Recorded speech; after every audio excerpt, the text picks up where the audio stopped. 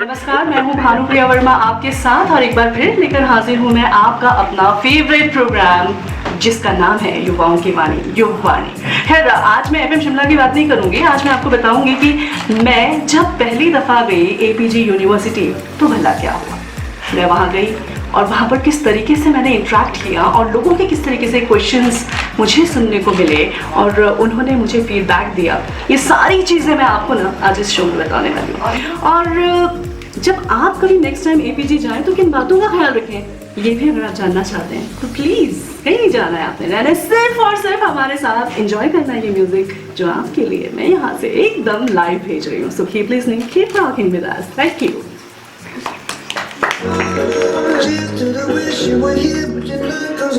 किसने बोला था? किसने नहीं बोला?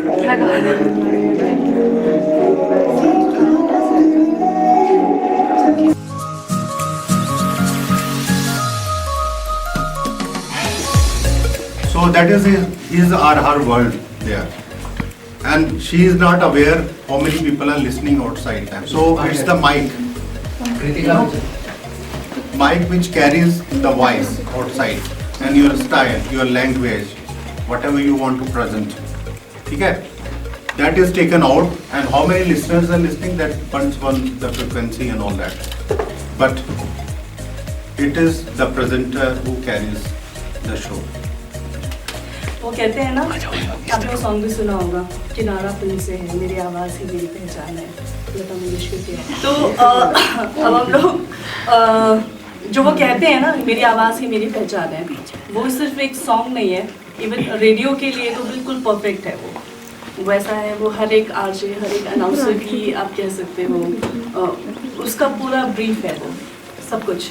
जो हमारी वॉइस है वो हमारे बारे में बहुत कुछ कह जाती है। देखिए ना, आप किसी से पहली बार फ़ोन पे बात करते हैं तो एक इमेजिनेशन बन जाती है, बनती होगी मैक्सिमम आप होती है ना। तो रेडियो पे जब हम सुनते हैं, सुना आप लोगों ने रेडियो कभी? कितने लोग सुनते हैं? सारे। तो जिनको आप सुनते हैं, जो भी कोई फेवरेट आपके होते होंगे आरजे, कोई तो होता ही होगा, तो कोई एक इमेजिनेशन बन जाती है। क्या क्या सोचते हैं आप लोग जब किसी आवाज़ को सुनते हैं कि कैसा होगा? इमेजिनेशन करते हैं, नहीं करते? तो बस वो एक इमेजिनेशन है आपकी वॉइस से, जो आपकी पूरी पर्सनालिटी को डिफाइन करती है। तो वो पूरी दुनिया है, ठीक है ना। हमारा जो किसी भी लिसनर के साथ में कनेक्शन है वो सिर्फ हमारी वॉइस के साथ है, वो फ्रिक्वेंसी के साथ है, जिस फ्रिक्वेंसी से हम कनेक्ट कर पा रहे हैं हमारे लिसनर्स के साथ। अब इस एक रूम में मैं कुछ भी बोलती चले जा रही हूँ, यहाँ पे सिर्फ आप लोग मुझे सुन रहे हैं, लेकिन बाहर रेडियो पे लोग हमें कैसे सुन रहे हैं, उसकी पीछे की स्टोरी बहुत लंबी है, ठीक है।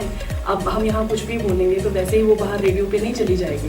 टेक्निकल टीम होती है जो हमें हेल्प करते हैं और इक्विपमेंट्स होते हैं हमारे लिए। आप कहें तो हमारा सबसे बड़ा दोस्त हमारा माइक्रोफोन होता है, जो हमारी बात, जो हम घर पे बैठ के या यूँ ही बैठ के कोई कॉन्वर्सेशन करते हैं, वो इतना इन्फ्लुएंशियल नहीं होता, लेकिन अगर हम वही चीज़ माइक्रोफोन पे, रेडियो पे जाके बोलते हैं तो वो बहुत इन्फ्लुएंस करता है लोगों को, ज़्यादा से ज़्यादा लोगों तक वो बात पहुंचती है।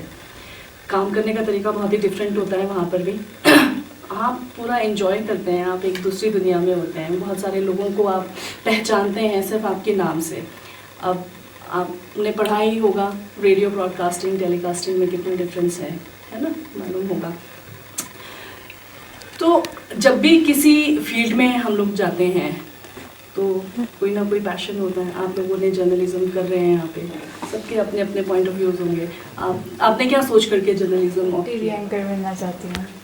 टीवी देखते हैं आप? Yes, news reader. आप न्यूज़ पढ़ने जाना चाहते हैं। आपने क्यों जर्नलिज्म किया? Same anchoring but in a different way, like the historical anchoring and for the Discovery Channel. Documentaries. तो इसमें भी डिफरेंस है, सर ने बताया होगा एंकरिंग में भी। हाँ, पढ़ाते हैं हम। प्रैक्टिकली डिमॉन्स्ट्रेट आप करेंगे ना, है ना। अब हम अगर मीडिया की बात करते हैं या फिर इलेक्ट्रॉनिक में और प्रिंट में काम करना भी बहुत डिफरेंट है ना सर। तो कुछ लोग हैं जो अच्छा लिख सकते हैं, कुछ लोग हैं जो अच्छा बोल सकते हैं, है ना। तो जब हम रेडियो में या टीवी में आते हैं तो रेडियो में मैक्सिमम क्या होता है, हमारा एक स्क्रिप्ट वर्क होता है जो कि हमें हमेशा ही रेडी करना होता है। वहाँ पर क्या डिफरेंस रह जाता है कि आपने रेडियो पर पढ़ना नहीं है, आपने बोलना है। और वो जो आर्ट है बोलने वाला, वही एक आरजे का रियल आप कह सकते हैं हुनर है। तो वो हुनर को आने में भी बहुत टाइम लगता है, बहुत प्रैक्टिस होती है। हमें लगता है कि हमारी वॉइस अच्छी नहीं है, हम रेडियो पे नहीं आ सकते, पर ऐसा नहीं है। Question: Does the quality matter of the voice quality, or just the figure of speech is enough to be an RJ? सभी कुछ मैटर करता है। सबसे पहले देखो, रेडियो पे तो आपकी आवाज़ सुनाई देती है, हमारी आवाज़ अच्छी नहीं है, हमें लगता है वो इम्प्रेसिव नहीं है, लोग नहीं अट्रैक्ट हो रहे। बहुत सारे एक्सरसाइजेस ऐसे होती हैं जिससे आप अपनी वॉइस क्वालिटी को इम्प्रूव कर सकते हैं। सिर्फ वॉइस क्वालिटी ही नहीं, आप क्या चीज़ बोल रहे हैं, किस फ्रिक्वेंसी से बोल रहे हैं, आपका पिच, पेस, वॉल्यूम सब मैटर करता है, क्योंकि आपकी पूरी ब्यूटी ही आपकी आवाज़ है। ठीक है, टीवी पे तो आधे से ज़्यादा वो सस्पेंस ही ख़त्म हो जाता है, लोग आपको देख भी रहे हैं, लेकिन रेडियो बहुत मिस्टीरियस है ना। लोग बहुत सारी इमेजिनेशंस बनाते हैं। हमारी जो पूरी ब्यूटी है, हमारा जो पूरा कॉन्फिडेंस लेवल है, या हम किस लेवल की सोच रखते हैं, वो सिर्फ हमारी आवाज़ है जो लोगों को बताती है। हमारे प्रोग्राम का कंटेंट है जो लोगों को समझ में आता है कि वो क्या लिख रहे हैं, क्या बोल रहे हैं। Script is very important in radio. और सिर्फ कंटेंट की ही मैं अगर मैं बात करूं तो साथ साथ में एक जो आरजे होता है उसको म्यूज़िक की नॉलेज होना भी ज़रूरी है।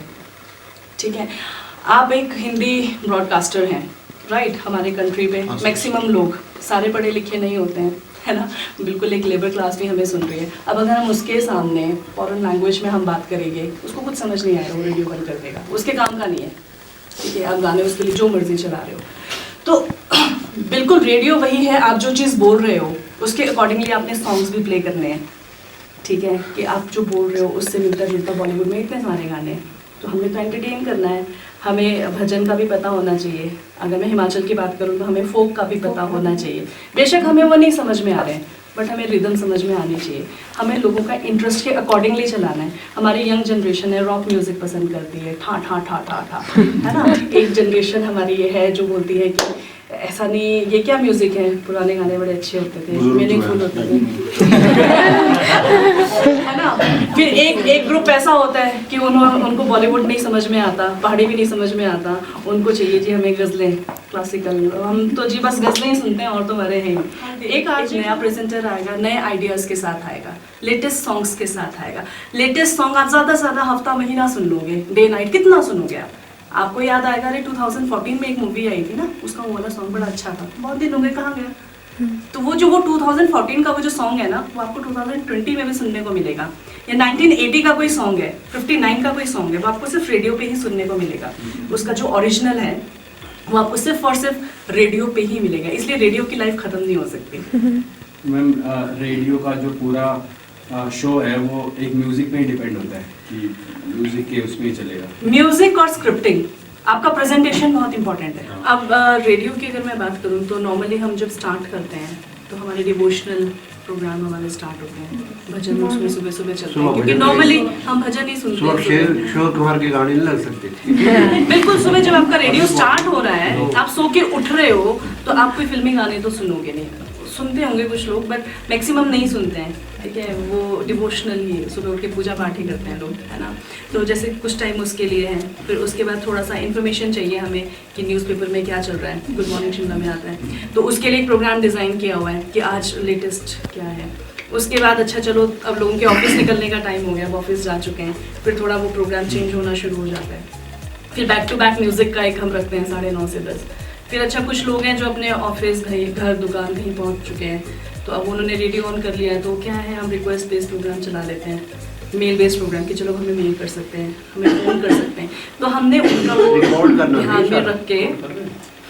में रख के वो सारी प्रोग्राम्स हम लोगों ने डिज़ाइन किए होते हैं।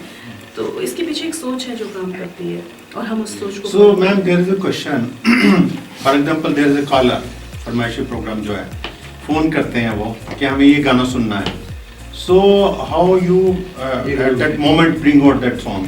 सर, तो वो इसमें बैकअप कुछ होता है? सॉफ्टवेयर होता है ना सर हमारे पास, वो सॉफ्टवेयर में बहुत सारे सॉन्ग्स रहते हैं। पहले जब ये सॉफ्टवेयर नहीं था, देखो दिस वेरी इंटरेस्टिंग। जब सॉफ्टवेयर वो हमारे पास नहीं था, ठीक है, हम नॉर्मल सीडी प्लेयर से गाने नहीं चलाते, हम वो सॉफ्टवेयर से प्ले करते हैं। वो सिर्फ और सिर्फ रेडियो स्टेशंस के पास ही होता है, नॉर्मली नहीं होता है। तो जब किसी का फ़ोन आता है तो हम उससे वो प्ले कर लेते हैं सॉन्ग्स, जैसे वो बोल रहा है तो उसको साथ साथ में सर्च कर लिया और हमने सॉन्ग प्ले कर दिया। जब पहले ये सॉफ्टवेयर हमारे पास नहीं था तो हम क्या करते थे, नॉर्मली हमारे पास एक लाइब्रेरी थी, है अभी भी है, तो उसमें सीडीज़ होते थे। हम वो सीडीज़ को कलेक्ट करते थे और वो सीडीज़ के अकॉर्डिंगली फिर हम लोगों को कुछ पर्टिकुलर मूवीज़ में बांध देते थे। तब हम वो उस टाइम इस तरीके से फरमाइशी करते थे कि ये पॉपुलर मूवीज़ हैं, इनमें से आपने करना है, क्योंकि तब हमारे पास सॉफ्टवेयर नहीं था। अब तो एंड्रॉयड सिस्टम आ गया है, ठीक है, प्राइवेट स्टेशंस में ये चीज़ें शुरू हो चुकी हैं, लेकिन हमारे यहाँ पे भी ये टेक्नोलॉजी नहीं, हम है। सुनते हैं कि बार कोई आपसे कॉल पे बात कर रहा है कि मेरी फरमाइश का गाना सुनाओगे, एकदम याद तो वो बोलते हैं कि यस आपने कौन सा गाना सुनना है, आप वो गाना चल पड़ता है। वो हमारे पास अभी है, मैंने कहा हमारे पास वो सॉफ्टवेयर है और अभी हम वो करने लगे हैं, मेरे ख्याल से 2014 से Out of उसमें use thousands of songs, they can play any song on your demand. There is a software through which they search out. एक क्वेश्चन है, जैसे फोन इन प्रोग्राम होता है, like request songs, the audience they used to request songs. एक आप लोग ऐसे frequently phone आते हैं या फिर how do you manage the? Frequently आते हैं बहुत सारे। अब जैसे हम लोगों ने दो कॉल्स, दो नंबर्स हमने रखे हैं, उस पर धड़ाधड़ फोन आते रहते हैं, हमें पता नहीं होता कौन है। जब हम उसको रिसीव करते हैं फिर उसका नंबर फ्लैश होता है कि ये वो नंबर आ रहा है। अब वो भी इतने सारे नंबर्स हो जाते हैं कि उसमें भी आपको ये नहीं पता चलता कि कौन सा नंबर कहाँ से आया था, वो तो बस आया गया। कुछ लोगों की शिकायत होती है ना कि हमने इतनी बार फोन किया, हमारा करते लाइव बोलते हैं ये लोग कि आप लोग उठाते नहीं हो फोन, हम आपको इतनी बार फोन किया।